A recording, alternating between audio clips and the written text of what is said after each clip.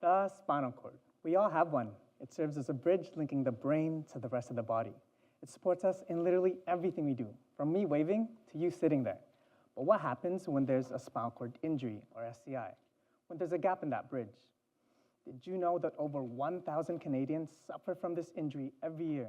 That means that over 1,000 Canadians could lose their sense of touch or even their ability to move certain parts of the body. That's not even counting the thousands of Canadians already living with SCI. And remember, each one of these numbers are people with their own stories that rely on us to develop potential treatment. But here's the thing, there's currently no way to develop these treatments for people without first showing that they work in animal models, especially when invasive surgical procedures are involved. These animal studies are both expensive and ethically complex, making each subject so important.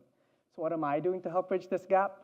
I'm developing engineering tools to improve these SCI experiments, like robotic test platforms. Now imagine, you're a surgeon. You're on the last steps of developing a potential treatment, working to get FDA approval to start human trials. You're asked to do these really important surgical experiments for the approval process.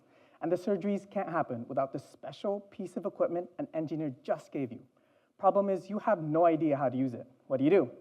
Oh, and I forgot to mention, the design of this device assumes you know a whole lot about engineering. This is the bottleneck of our big research study. Currently, surgeons can't use our platforms independently. An engineer always has to be there to operate it. So in other words, it's not usable for non-engineers.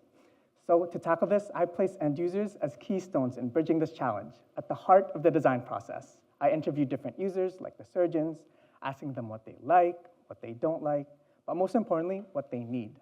This helps me identify barriers that non-engineers face when using our developed platform. So from their feedback, I automated many of the manual steps, streamlining the experimental procedures. I also designed a user interface that's easier to learn and use, making the system accessible for non-engineers. So in a nutshell, it's really important to make sure that surgeons can actually use the platforms we're developing without an engineer being there.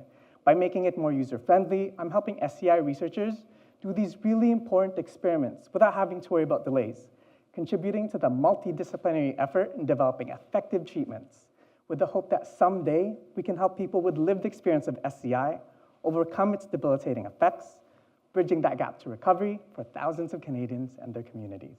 Thank you.